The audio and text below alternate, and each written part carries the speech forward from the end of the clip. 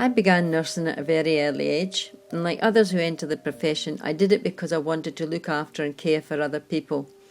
I'm now a retired nurse, and I retired because of ill health and because of HIV. The last 12 years of my medical career, I had wanted to wind down a bit, so I became a phlebotomist. I saw many HIV patients over the course of the 12 years, and I used to do the blood tests for them because they had to be routinely checked out for their numbers and their viral loads and their CD4 counts. I had one young man that I saw regularly. He was a patient of mine for 4 years, and I never really had any problems with him, but he was a very sick man and he was HIV positive. On this particular day, he'd come in and he said to me that he'd been feeling extremely unwell the night before and really didn't want to be doing this. But his doctor was looking for his blood tests, so I had to go ahead, even though I would have preferred not to. After I had taken the blood, and as I was trying to get rid of the needle from the syringe, I quickly looked over to see what was happening with my patient when he started to vomit.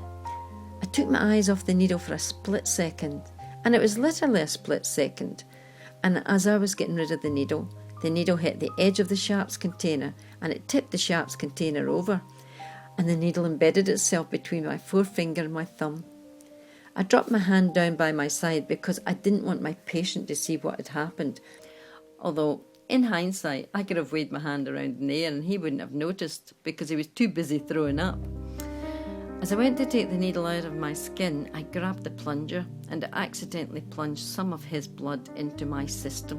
My first thought was, bugger, this is not good. But I didn't panic. I remember thinking, okay, we can deal with this, and I knew what I had to do. I reported the incident and went off to the hospital to get my bloods done. My baseline bloods came back negative, but I was put on PEP anyway because of the risk of the needle stick injury. 6 weeks after the injury, I had to go back for a blood test, and that came back negative. And that was like a huge sigh of relief, and my family and friends were like, thank God, And so we all started to relax a little bit because a 6-week negative is normally a really, really good indication that your final test will be negative as well. I'd planned to go back to work after finishing taking the meds, but I still wasn't feeling 100%, and my thoughts were that it was just taking a little longer to get meds out of my system, which isn't unusual, so I didn't think anything of it. But then I came down with the flu, and I thought, oh great, that's all I need. And my husband said, maybe we should go to the doctors, just in case. But I said, no, it's just the flu. And I had all the typical symptoms. The shivering, the sweating, and the aches and the pains. So I took myself to bed and I said, 3 days and I'll be fine. Just let me get over this. And then 3 days passed and I wasn't any better. And then 4 days, and it went on and on and on. And then finally, after about 8 or 9 days, I couldn't even open my eyes. I think somewhere between starting the flu and ending up in hospital, I pretty much knew what was going on. I simply had to get something done. So my husband called the doctor and he rushed me off to hospital and admitted me straight away. That was on the 4th of April, 2002. The next morning, my doctor came in and he just looked at me. And then he looked down and he said, I'm so sorry, Jan. It's positive. And I didn't quite take it in. And I said, oh, okay. And then he said, look, your numbers are pretty bad. They're really not very good at all. So we're going to have to start you on medication straight away, right now. And we have to hit hard and we have to hit fast. And unfortunately, you'll be on medication for the rest of your life. So the meds they put me on were extremely toxic and I had a reaction to them. And within 48 hours, I had absolutely no idea where I was. I was so sick, just vomiting and diarrhea. It was like both ends of my body were exploding. I had nurses running after me, changing my bed about 6 times a day. I couldn't get out of bed to go to the toilet. I was too weak. I couldn't even get my head over the side of the bed to vomit. I lost 7 kilos in 5 days because I couldn't eat.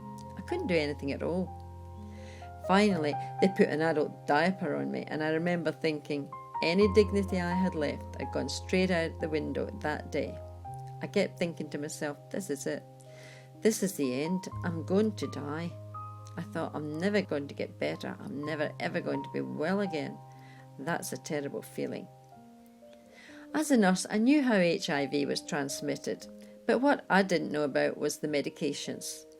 I assumed that the meds that had been given were the meds I'd be taking for the rest of my life. But there are lots of combinations. I had about 3 or 4 combinations in that first year, before we found one that I could manage.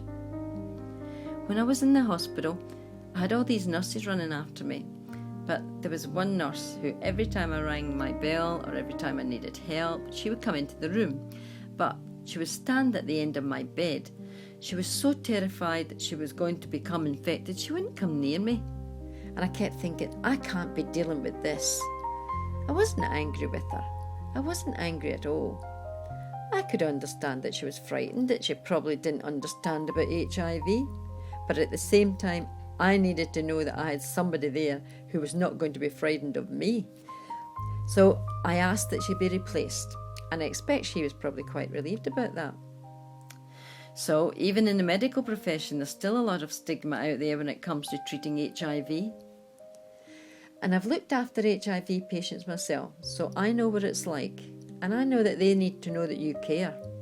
And that if they needed a hug, that you weren't too scared to hug them. Or if they just needed you to sit there and hold their hand, that you'd be quite willing to do that.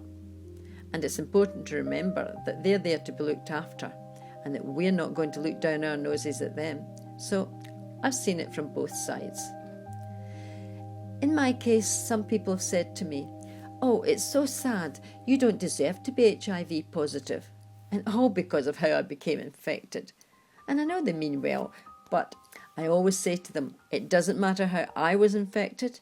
This virus doesn't know how I was infected. This virus doesn't discriminate.